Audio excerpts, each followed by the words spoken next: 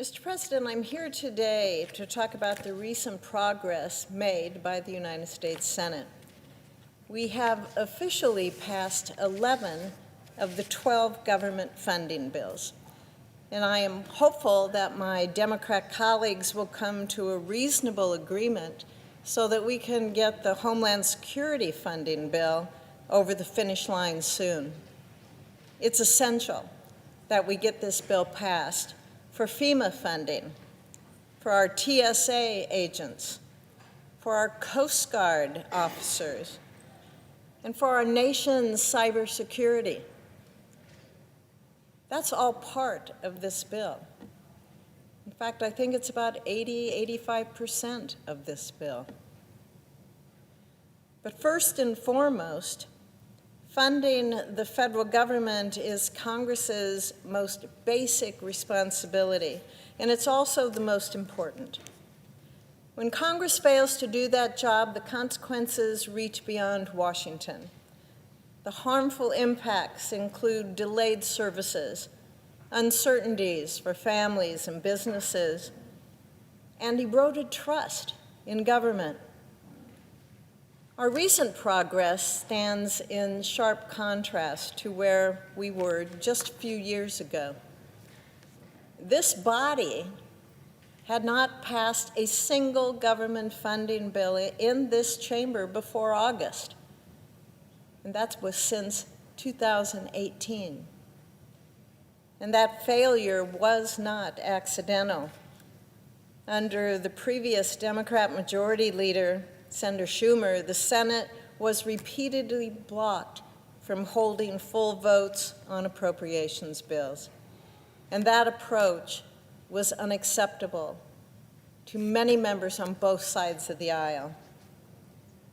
It was not until just over a year ago, when we elected Senator John Thune as Majority Leader, that this body recommitted itself to doing the work. Under Leader Thune's leadership, the Senate is once again advancing funding bills through what we call regular order. We are restoring transparency, we're restoring accountability, and we are restoring deliberation to the appropriations process. And I'm grateful to Leader Thune for bringing these bills to the floor, and I look forward to continuing our work to pass the remaining measure and responsibly fund our government. In addition to keeping the government open, passing funding bills, it's an opportunity to bring back Nebraska tax dollars that we send to Washington every single year. To do this, my team works really closely with localities back home. We make sure to get their input on how their federal tax money is spent. In the funding bills that we've passed thus far, I'm proud to have conserved millions of dollars in critical investments for the state of Nebraska. One of my top priorities was securing critical funds for Offutt Air Force Base in the Defense Appropriations Bill. In total, we obtained $83 million for the United States Strategic Command, the 55th Wing, and the 557th Weather Wing. All of those are based at Offutt. These funds are going to strengthen national security, and they're going to enhance Nebraska's role in that. In the Agriculture and Rural Development Funding Bill, I secured $16 million for the USDA's Agricultural Research Facility at the University of Nebraska-Lincoln. This investment will support research that benefits Nebraska producers and strengthens American agriculture. In the Commerce, Justice, and Science Funding Bill, I secured over $7 million for radio communications and equipment upgrades for Nebraska law enforcement. Nearly a dozen counties reached out to my office asking for help replacing outdated systems and gear. With these upgrades, officers will be able to communicate and they'll be able to respond faster And this will improve safety for both our first responders and also the communities that they serve. I also worked to secure $8.8 million in the Interior and Environment Funding Bill. These funds are going to be used to upgrade aging water treatment plants and sewer systems in McCook, Greeley, Farwell, Gothenburg, Genoa, Shelby, Valparaiso, that were beginning to require really costly repairs. Taxpayer dollars going home. And these projects are going to help secure safe drinking water and sustainable infrastructure for residents across these counties. And after the EPA deemed the Santee Sioux Nation's water source non-consumable, I secured $8.25 million to deliver safe drinking water to that tribe. This is a necessity that no community should be without.